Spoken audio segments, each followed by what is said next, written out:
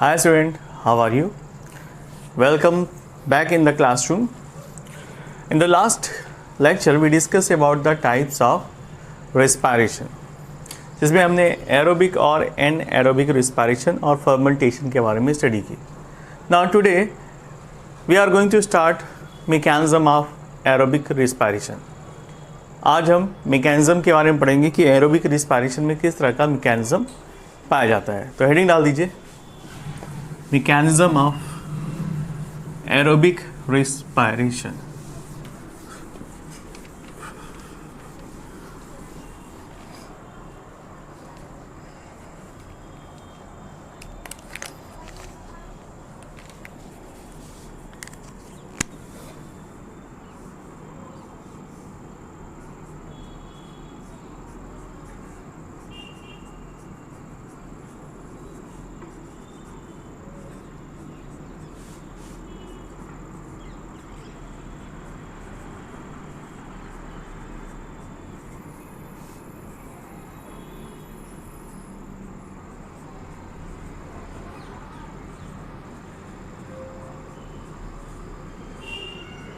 All right. Mechanism of aerobic respiration. It involves two types of communication. That means they have a certain common pathway. Okay. तो ये common pathway है. तो heading डाल देते हैं, common pathway and pentose phosphate pathway.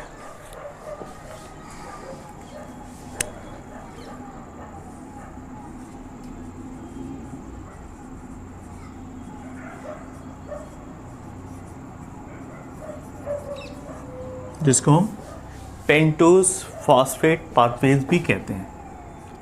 Pentose phosphate pathway.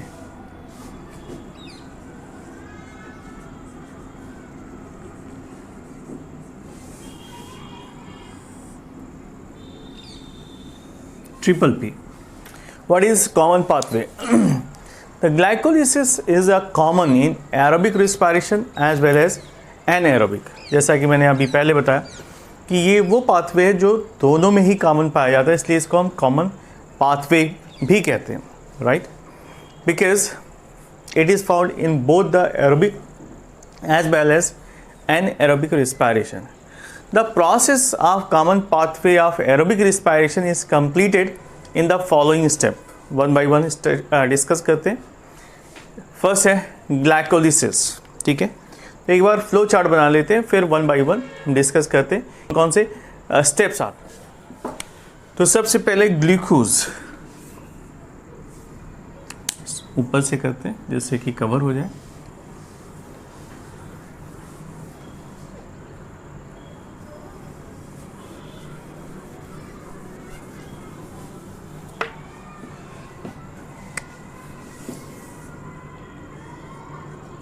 Glucose is converted into glucose 6-phosphate.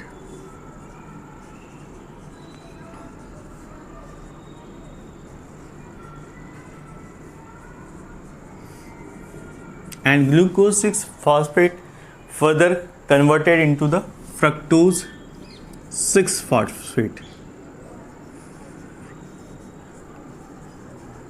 6-phosphate and fructose 6-phosphate converted into fructose 1,6-phosphate.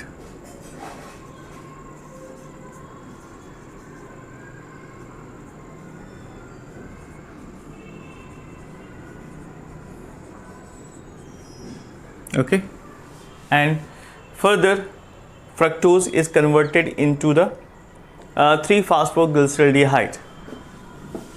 3-phosphoglyceraldehyde और dihydroxy acetone. उसके बाद ये फर्दर कन्वर्ट हो जाता है 1,3 डाइफॉस्फोग्लिसरल्डिहाइड में. 1,3 diphosphoglyceraldehyde.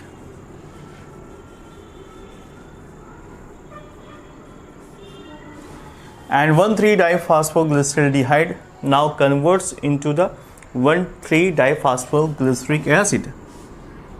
1,3-diglyceric acid, and this acid further converted into 3-phosphoglyceric acid.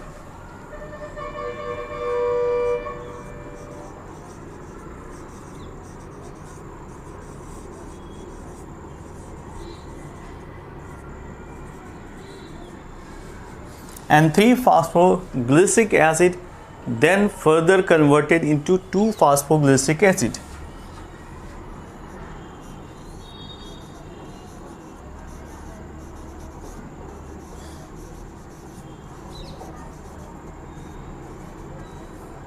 And this 2-phosphoglyceric acid finally converted into the phosphoenol pyruvate.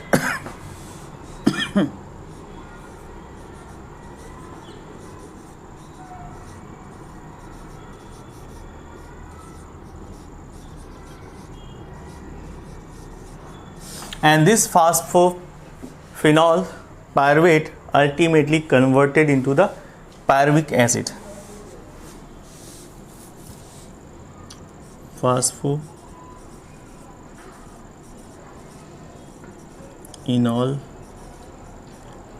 pyruvate converted into the pyruvic acid, जो कि and product है glucose का. तो ultimately the glucose is converted into the pyruvic acid. ये step process है जो कि inter convertible भी है. बॉक्सेस में कर देते हैं.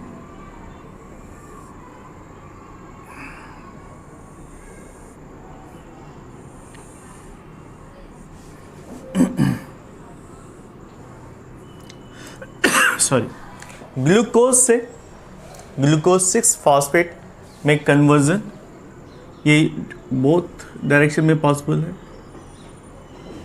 इसलिए इंटर कन्वर्जन का सिंबल लगाया हुआ है. Now fructose 1,6 phosphate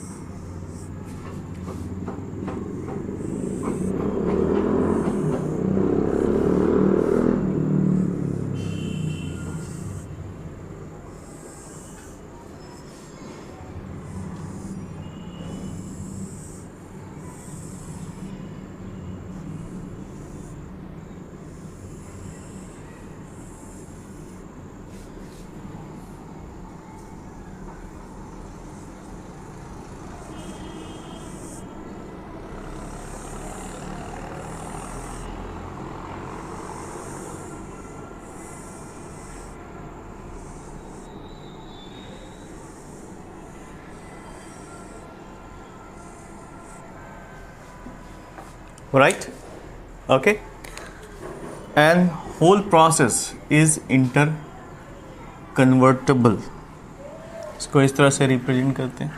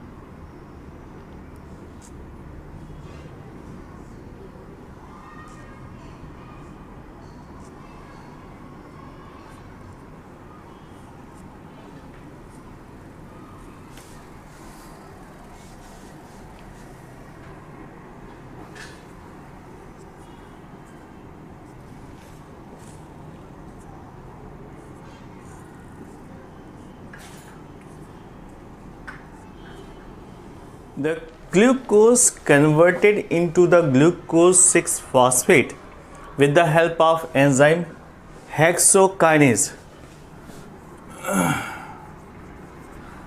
With the help of enzyme hexokinase. Just a moment.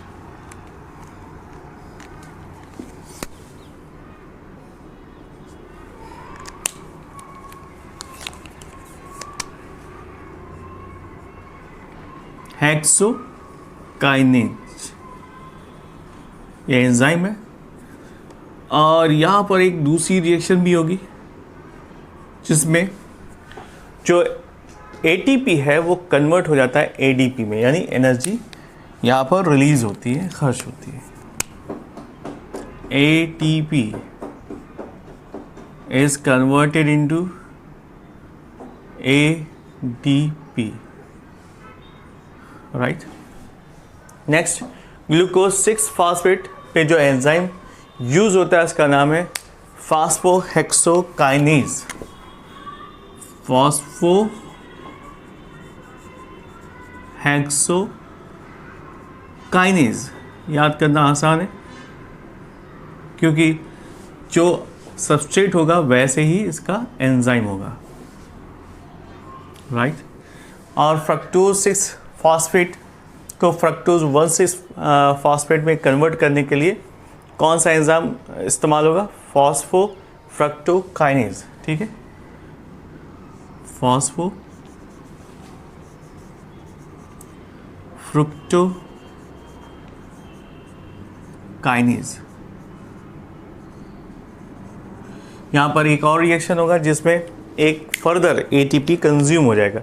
तो ओवरऑल 2 ATP यहाँ पर कंज्यूम होते हैं. यहाँ पर लिख लेते हैं ATP converted into ADP.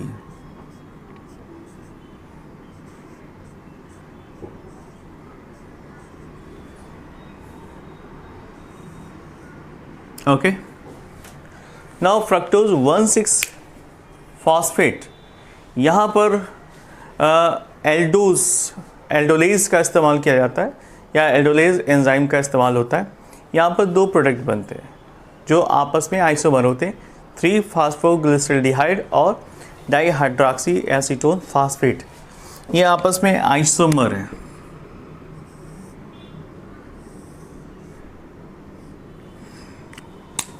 Alright. तो यहाँ पर जो एंजाइम लगता है उसका नाम है एल्डोलेज.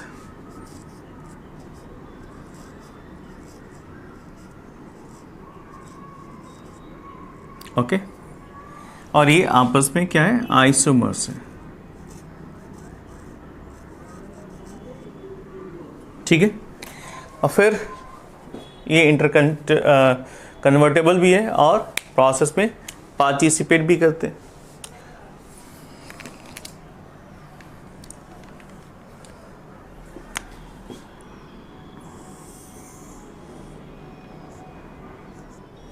ये देखिए 2 molecules of H3PO4 फिर बनता है S3 डाईफॉस्फोग्लिसरल्डिहाइड और यहाँ पर भी NAD रिड्यूस हो जाता है NADH प्लस H प्लस में. यहाँ पर लिख लेते हैं 2 molecule of NAD plus is converted into NADH plus H plus. Right. और यहाँ पर जो एंजाइम इस्तेमाल होता है इसका नाम है dehydrogenase. Dehydrogenase.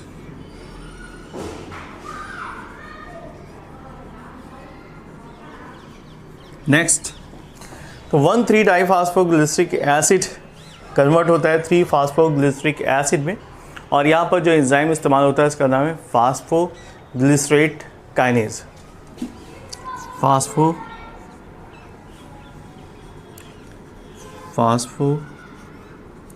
Glycerate kinase. Okay, और यहाँ पर भी कन्वर्जन होता है, दो ADP किस में कन्वर्ट हो जाते हैं, ATP, यानी फास्फोराइलेशन। मैं रेड पेन से लिख रहा हूँ यहाँ पर, दो ADP molecule now converted into ATP, यानी यहाँ पर एनर्जी कॉइन का फॉर्मेशन होता है। और यहाँ पर मैग्नीशियम प्रेजेंट होगा, Mg++, जहाँ पर भी ये रिएक्शन होगी वहाँ पर प्रेजेंट होगा। ठीक है,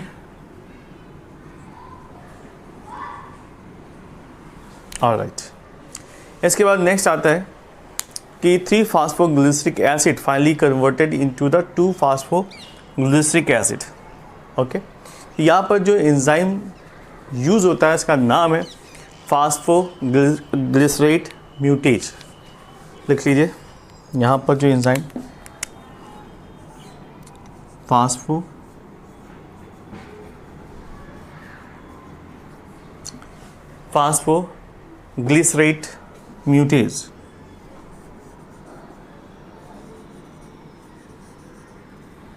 एंजाइम ग्लिसरेट म्यूटेज की वजह से 3-फॉस्फोग्लिसरिक एसिड कन्वर्ट हो जाता है 2-फॉस्फोग्लिसरिक एसिड, और 2-फॉस्फोग्लिसरिक एसिड फर्दर कन्वर्ट हो जाता है फॉस्फोइनॉल पायरुवेट में with the help of enolase.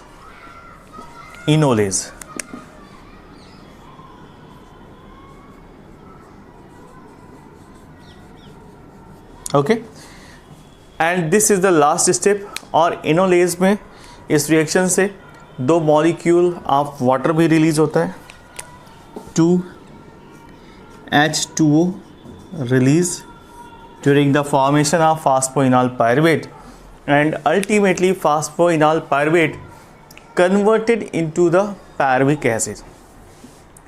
और इस कन्वर्जन में इस्तेमाल होता है पायरुविक काइनेज। एंजाइम का नाम है पायरुविक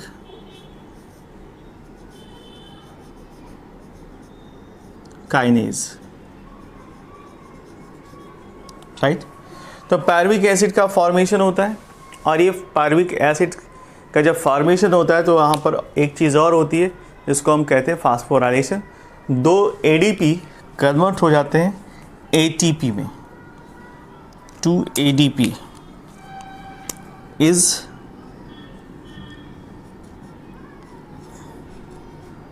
converted into 2ATP इस पूरे प्रोसेस में। तो नीचे आप देखिए 2 ATP का फॉर्मेशन होता है, 2 and 2 4, ऊपर 2 ATP का लॉस होता है। अगर बैलेंस किया जाए तो टोटल 2 ATP का फ़ायदा। पायरुविक काइनेज के साथ साथ यहाँ पर मैग्नीशियम और पोटेशियम आयन भी मौजूद रहते हैं, Mg++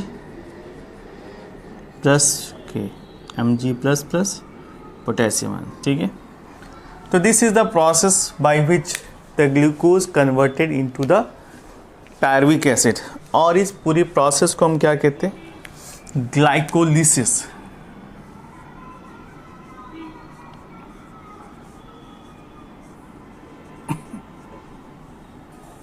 ग्लाइकोलिसिस का मतलब ग्लूकोज का टूटना। Glucose finally converted into the 2 molecules of या 2 mole of pyruvic acid, 2 mole of pyruvic acid. तो this is the journey of glucose in the glycolysis process. Glycolysis is the partial oxidative process in which hexose, जिसे हम sugar या fructose भी कहते हैं, split into the 2 molecules of pyruvic acid. Glucose, 2 molecule of pyruvic acid, and it is also known as EMP pathway because the scientist who discovered this pathway is named as Emden Meyerhoff Pons, इसलिए इसको हम EMP pathway भी कहते हैं। तो लिख लीजिए, it is also known as EMP pathway.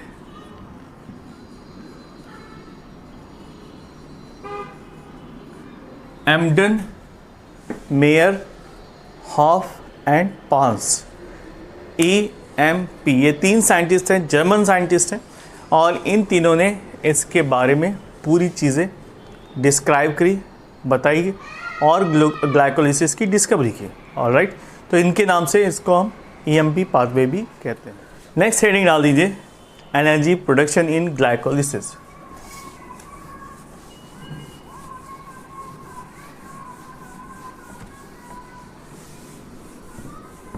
How much energy is produced during this glycolysis process?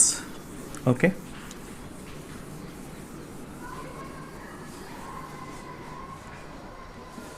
Energy production.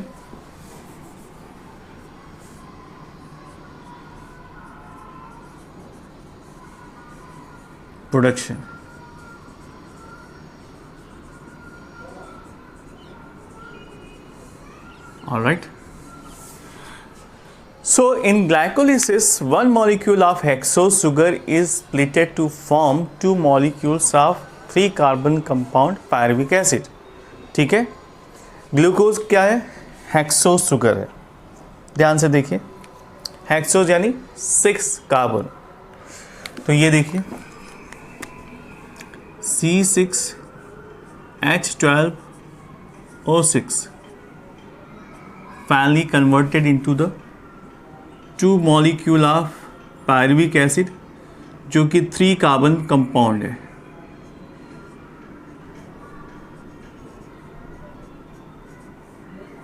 Acid, right.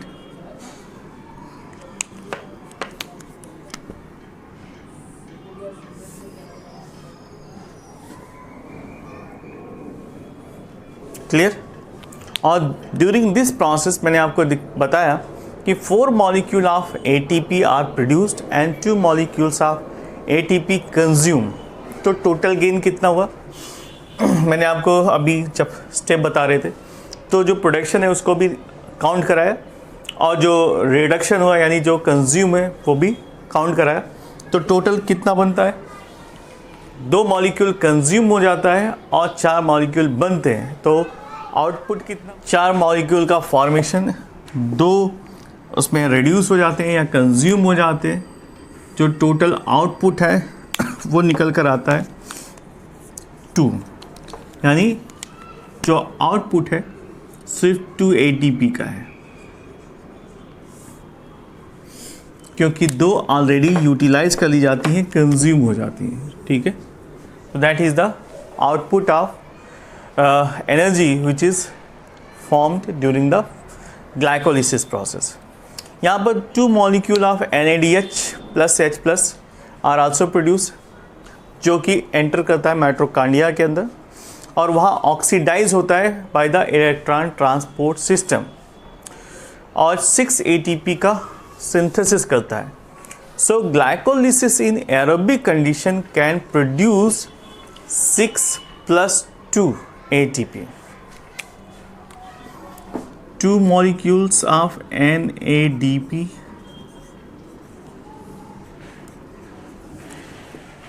इनके थ्रू जब ये कहाँ जाते हैं?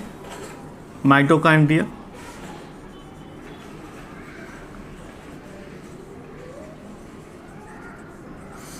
इन इलेक्ट्रॉन ट्रांसपोर्ट सिस्टम में तो प्रोड्यूस करते हैं 6 ATP.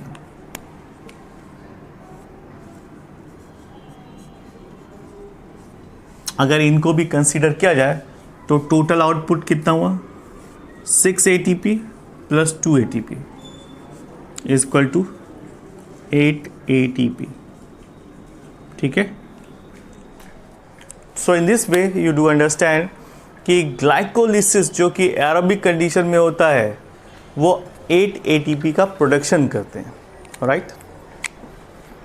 Next, oxidative decarboxylation of pyruvic acid. Heading डाल दीजिए, oxidative decarboxylation.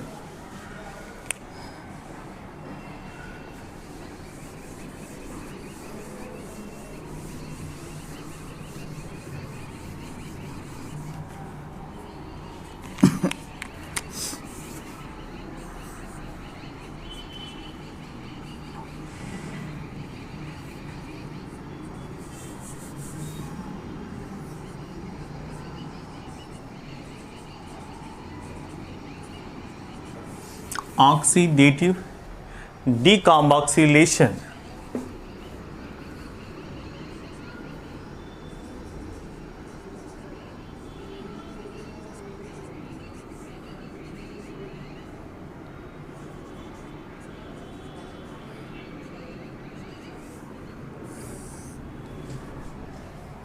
oxidative decarboxylation of pyruvic acid. Pyruvic acid. The pyruvic acid is a 3-carbon compound which undergoes the oxidative decarboxylation process and forms acetyl coenzyme A. यहाँ पर देखिए जो pyruvic acid है, pyruvic acid decarboxylation process के through ये क्या बनाती है, acetyl coenzyme A by the process of decarboxylation.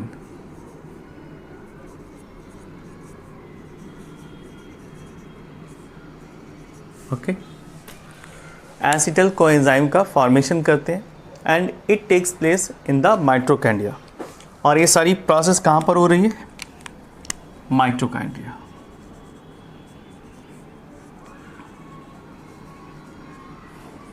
Okay, now next point, this reaction is catalysed by the enzyme pyruvate dehydrogenase and 5 cofactors. यहाँ पर एंजाइम का नाम है पायरुवेट डिहाइड्रोजिनेज प्लस 5 ऐसे कोफैक्टर हैं जो इस प्रोसेस को परफॉर्म करते हैं. उनका नाम है TPP. नेक्स्ट है कोएंजाइम है lipoic acid, NAD, magnesium ions. ये सभी मिलकर एसिटिल कोएंजाइम के फॉर्मेशन में हेल्प करते हैं. अब इस रिएक्शन को डिटेल से देख लीजिए. Pyruvic acid, pyruvic acid plus इसके साथ NAD और कोएंजाइम है, NAD plus coenzyme A, right. ये जब रिएक्ट करते हैं क्या बनाते हैं, जो फाइनल प्रोडक्ट होता है acetyl coenzyme A, acetyl coenzyme A plus carbon dioxide plus NaDH plus H plus. ठीक है, दैट इज़ द प्रोडक्ट. और इसमें जो इन्वॉल्वमेंट होता है एंजाइम का और कोफैक्टर्स का, तो यहाँ पर एंजाइम है पायरुवेट डिहाइड्रोजिनेज. पायरुवेट डिहाइड्रोजिनेज और फैक्टर्स हैं 5. कौन कौन से, magnesium, TPP, lipoic acid,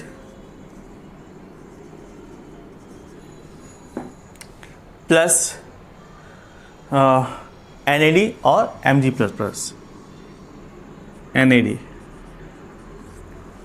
Mg तो ऑलरेडी लिखा हुआ है. ठीक है, तो TPP कोएंजाइम में, अच्छा कोएंजाइम में एंड कोएंजाइम में, ये 5 फैक्टर्स और एक एंजाइम मिलकर बनाते हैं एसिटिल कोएंजाइम A को, राइट. तो this is all about the glycolysis process. Next आती है क्रेब्स साइकिल.